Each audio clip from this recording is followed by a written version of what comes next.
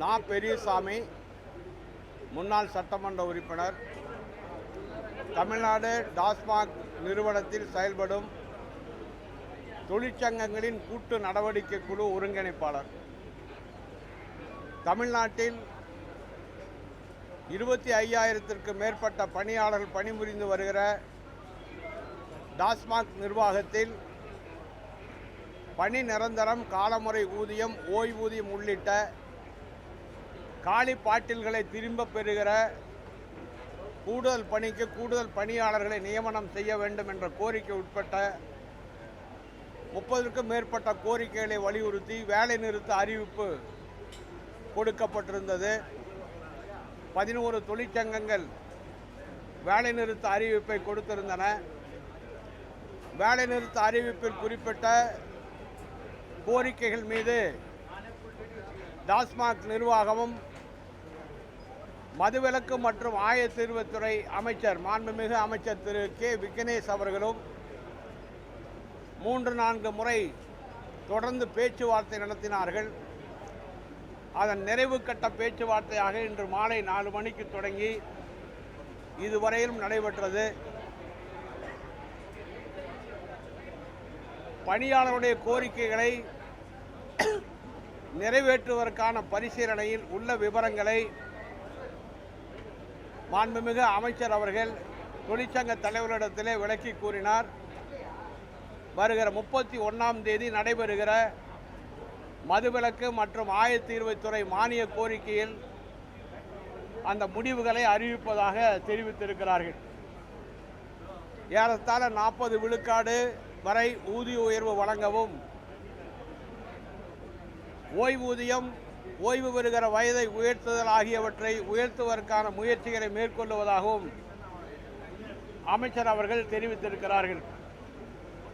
கடைகளில் ஏற்படுகிற நிர்வாக செலவுகள், கடை வாடகை, மின்கட்டணம், துப்புரவு பணி உள்ளிட்ட அனைத்து செலவுகளை, நிர்வாக செலவுகளை இதுவரையில் பணியாளர்களே தங்கள் சொந்த பொறுப்பில் கொடுத்து வந்ததால் எம்ஆர்பி வயலேஷன் என்கிற ஒரு சிறு தவறு தொடர்ந்து நடந்து கொண்டிருந்தது. அந்த நிர்வாக செலவுகள் அனைத்தையும் 100% டாஸ்மாக் நிர்வாகம் இந்த மாதத்திலிருந்து ஏற்றுக்கொள்கிறது.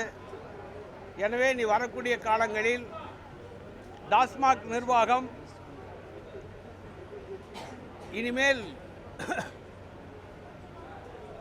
கூடுதல் செலவுக்கான வாய்ப்பை பணியாளர்களுக்கு தராது. ஒரு சல்லி காசு கூட பணியாளர்கள் சொந்த ஊதியத்திலிருந்து செலவழிக்க வேண்டிய அவசியமில்லை என்ற உறுதியை மாண்புமிகு அமைச்சர் அவர்கள் தெரிவித்திருக்கிறார்கள்.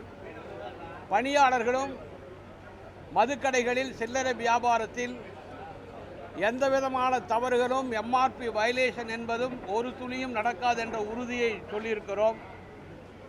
ஆனால் அமைச்சர் அறிவித்திருக்கிற ஊதிய உயர்வு இன்னும் கொஞ்சம் உயர்த்தப்பட வேண்டும்.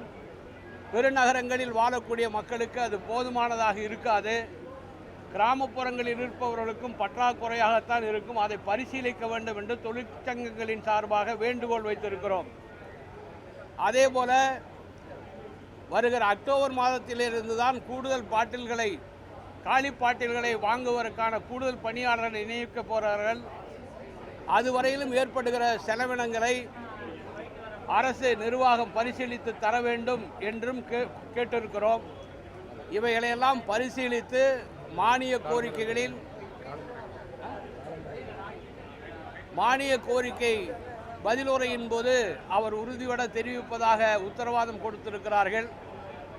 காலமுறை ஊதியமாக மாற்றுவதற்கான முயற்சி தொடர்ந்து நடந்து கொண்டிருக்கிறது. 2 நாளில் அது இறுதி செய்யப்படும் என்பதையும் அவர் தெரிவித்திருக்கிறார். மானிய கோரிக்கைகளில் இந்த அறிவிப்புகளெல்லாம் வெளியாகும் என்ற உறுதியை, அமைச்சர் சொன்ன உறுதிமொழியை ஏற்று நாளைய தினம் அறிவித்திருந்த வேலைநிறுத்த போராட்டத்தை மறுதேதி குறிப்பிடாமல் ஒத்திவைப்பது என்று தொழிற்சங்கங்கள் முடிவெடுத்திருக்கின்றன. வழக்கம்போல் மதுக்கடைகள் இயங்கும்.